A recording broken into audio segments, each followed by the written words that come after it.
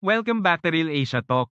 Sa video na ito, tatalakayin natin ang isa sa pinakamatalinong thriller mula sa India, and Andoden, isang pelikulang puno ng twist, panlilinlang, at mga eksenang hindi mo aakalain na mangyayari.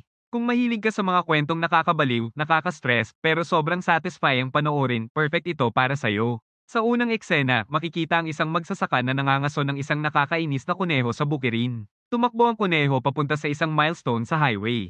Habang nakaumang ang magsasaka para barilin ito, biglang naputol ang eksena pagkatapos tumunog ang putok ng baril. Pagkatapos nito, ipinakilala ang pangunahing tauhan ng pelikula, si Akash, isang bulag na pianist na mag-isang namumuhay sa Pune.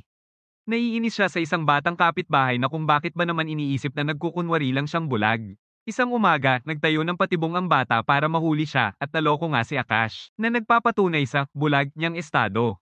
Matapos ang magulong simula ng araw, pumunta si Akash sa isang music shop at sinabi niyang lilipat na siya sa London para ipagpatuloy ang karir niya sa musika. Samantala, sa ibang parte ng Pune, umuwi ang dating movie superstar na si Pramod Sinha sa kanyang pangalawang asawa na si Simi. Masaya ang kanilang pagsasama kahit ayaw ng fans dahil sa sobrang tanda ni Pramod sa kanya. Maraming chismis na pinakasalan lang siya ni Simi para sa pera at kasikatan. Pero mukhang wala itong pakialam. May anak siyang si Danny mula sa unang asawa na madalas bumisita. Isang araw, habang pauwi si Akash, nabangga siya ng isang babaeng nagngangalang Sophie sakay ng scooter. Tinulungan siya nito at binilhan ng lunch bilang paghingi ng sorry. Nang malaman niyang pianist pala siya, agad niya itong kinuha para tumugtog sa restaurant ng ama niya. Sa bahay, mag-isa si Akash sa gabi. Inaalis niya ang foggy eye lenses niya at nalantad ang totoo. Nagkukunwari siyang bulag. Kapag wala siyang paningin, mas lumalakas ang artistic senses niya, kaya nagtatagumpay siya sa career kahit nakabase sa kasinungalingan. Kinabukasan, pumunta siya sa trabaho at agad humanga ang lahat sa talento niya. Nandoon din si Pramod na pumuri sa kanya at hinikayat siyang magpatuloy. Pagkalipas ng ilang linggo, inimbitahan ni Pramod si Akash sa bahay para sa isang private concert sa kanilang wedding anniversary. Nagbigay siya ng paalam kay Simi. Kunwari pupunta siya sa ibang city, pero plano lang pala niyang sorpresahin ito kinabukasan kasama si Akash. Dahil sa lakas ng ulan, naipit sina Akash at Sophie sa bahay ni Akash. Nagbihis sila ng tuyo at nagkwentuhan. Hanggang sa uminit ang usapan at nauwi sa pagtatalik. Sa kasunod na eksena, pumunta si Akash sa apartment ni Pramod at Simi. Tinangka siyang paalisin ni Simi, pero nang makita sila ng kapitbahay, pinapasok niya ito. Pinaupo siya sa piano dahil parating na raw ang asawa. Habang tumutugtog, natanong ni Akash ang dugo sa sahig at ang bangkay ni Pramod. Nayanig siya pero kunwari hindi niya nakita para mapakalma ang sarili. Humingi siya ng restroom break at doon, nakita niya ang isang estrangherong nagtatago sa sulok. Halata na, si Simi at ang estranghero ay magkarelasyon at pinatay nila si Pramod. Habang tumutugtog si Akash, nililinis nila ang dugo at isinilid ang bangkay sa malita. Gumamit pa si Simi ng voice recording ng asawa para palabase ang buhay ito. Pagkalabas ni Akash, umupo siya sa bus stop para kumalma. Nilapitan siya ng nagbebenta ng lottery ticket na si Sako at tinawag ang suki niyang rickshaw driver na si Merly. Pinapante ni Akash si Merly sa police station. Pero laking gulat niya nang dumating ang head inspector na si Manohar, ang kaparehong lalaki sa apartment na tumulong magtago ng bangkay. Nagkunwari si Akash na pumatay ng pusa ang problema niya at sinundo siya ni Manohar pauwi. Para tiyakin kung bulag talaga si Akash. Naghagis ng kutsilyo si Manohar pero hindi nag-react si Akash kaya naniwala ito. Sa trabaho kinagabihan, mas agresibo ang pagtugtog niya. Naroon din si Simi, kunwari walang nangyari. Kinabukasan, lumabas sa balita na natagpuan si Pramod sa loob ng kotse na baril sa leeg. Mukhang kanid dapat ninakawan daw siya, kaya hawak ni Manohar ang kaso para maprotektahan ang sarili. Dumating si Danny para sa investigasyon at naroon si Akash pero wala siyang binanggit. Sa burol, sinabi ng kapitbahay na may ikalawang lalaking bisita bago mamatay si Pramod pero itinanggi ni Simi. Lumapit si Danny kay Akash at niyaya itong turuan siya tumugtog ng paboritong kanta ng ama niya. Pumayag siya. Kinabukasan, dinala ni Simi si Mrs. D'Souza palabas ng apartment at itinulak mula sa balcony. Eksaktong dumating si Akash at nasalayan ito pero wala siyang magawa. Pagkatapos ng piano lesson, tumakbo siya pauwi at tinawagan si Sophie para ibunyag ang katotohanan. Kasabay nito, ang batang kapitbahay ay nagbibideo upang patunayang hindi siya bulag. Dumating si Simi sa bahay dala ang sweets mula sa burol. Habang gumagawa si Akash ng kape, sinuot niya ang ghost mask para takutin ito pero hindi nag-react si Akash. Hinaluan ni Simi ng pampatulog ang kape niya. Nang mabitawan nito ni Akash na tiyak niyang nakakakita siya, tinutukan niya ito ng baril. Kaya inamin ni Akash ang lahat at nangakong aalis at mananahimik. Ibinunyag ni Simi na hindi tunay ang baril. Pero drugged ang sweets na kinain niya.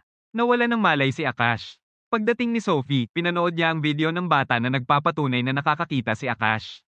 Nagpunta siya sa bahay ni Akash at nadatnan si Simi, nakahubad, kunwari kakagaling lang nilang magsiping.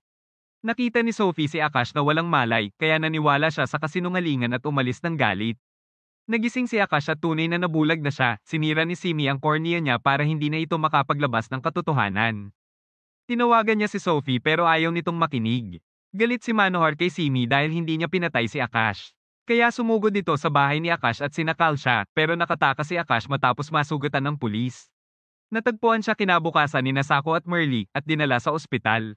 Doon, pinapanta ang optometrist pero imbes na tetanus shot, kinuha ang dugo niya. Lumabas na si Dr. Swami, si Merly, at si Sako ay organ traffickers. Dahil wala ng pamilya si Akash.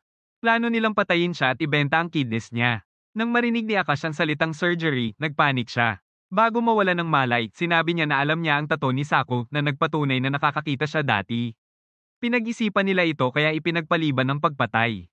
Pagkagising niya, sinabi nilang malapit na siyang patayin pero inalok niya sila ng 1,000,000 rupees kung tutulong sila sa isang plano. Isinalaysay niya ang nangyari kina Simi at Manohar. At nagsinungaling na may nakaw silang 1,000,000 na kayamanan. Nagdesisyon ng grupo na i-blackmail ang magkalaguyo. Pag-uwi ni Simi, nagulat siyang nakita si Akash na nakikipaglaro kay Danny. Inalok niya itong ihatid. Sinabihan niya si Manohar at plano nilang patayin si Akash. Pinahinto ni Akash ang kotse gamit ang rickshaw ni Merly. Ininjectan niya si Simi at dinala ito sa hideout. Tinawagan nila ang asawa ni Manohar na si Resika at binunyag ang affair. Binyantaan nila itong ilalabas sa media kung hindi sila bibigyan ng 1,000,000. Nagwala si Resika at binaril ang asawa nang makita niyang iniimbestigahan ng pulis ang pagkawalat ni Simi na kunwari nagpakamatay. Sa hideout, tinakat nila si Simi at kumuha ng dugo. Plano nilang ikulong si Manohar sa elevator kapag nagdala ito ng pera. Nang dumating si Manohar, tinali yan ni Merly at Sako si Akash, traidor sila. Iniwan sina Akash at Simi sa isang kwarto at lumabas para harapin si Manohar. Tinawanan ni Simi si Akash pero sinagot siya nito, plano siyang patayin ni Manohar dahil pabigat na siya. Nagdesisyon silang magtulungan. Samantala, nakuha ni Dr. Swami ang laboratory result ng dugo ni Simi at nabigla. Si Merly ay nabaril ni Manohar habang si Sako ay ninakaw ang pera at tumakas. Pagbalik nila, nag-away si Simi at Akash pero dumating si Dr. Swami at sinapak si Simi. Dito ibinunyag niya. BRH negative ang dugo ni Simi, perpekto para sa anak ng isang mayaman na nangangailangan ng liver. Nag-aalok ang lalaki ng 1,000,000 rupees para sa atay ni Simi. Ayaw ni Akash dahil papatayin nila si Simi.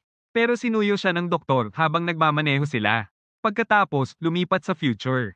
2 years later, nagbakasyon si Sophie sa Europe at nakita ang poster ni Akash, tumutugtog pa rin siya, bulag. Ikinwento ni Akash ang totoong nangyari, nakawala si Simi, pinatay si Dr. Swami. At muntik siyang sagasaan pero sumalpok ang kuneho sa windshield kaya bumaliktad ang sasakyan. Namatay si Simi. Dinala si Akash sa London ng isang kaibigan at doon na siya nanatili. Sa huling eksena, hinampas ni Akash ang isang lata gamit ang kanyang tungkod, parang alam niya kung saan ito nakapwesto. Para sa akin, Undoden ay isang perpektong halimbawa ng dark comedy, suspense, at matalinong scriptwriting. Ang pinakamalakas na elemento ng pelikula ay ang paraan nitong ipinapakita kung paano nagiging biktima ang tao, hindi dahil sa kahinaan, kundi dahil sa maling tiwala, kapalaran, at pagpupumilit magtagumpay. Makatotohanan ng pagkapulpol ng mga kriminal, nakakatuwa ang mga pangyayari, at sobrang nakakakaba ang bawat twist. Isa ito sa mga pelikulang pagkatapos mo panoorin ay mapapaisip ka, talaga bang bulag siya? O nagbubulag-bulagan lang tayo sa katotohanan? Highly recommended para sa viewers na mahilig sa intense but witty thrillers. Kung nagustuhan mo ang recap na ito, huwag kalimutang mag-like, mag-comment, at mag-subscribe.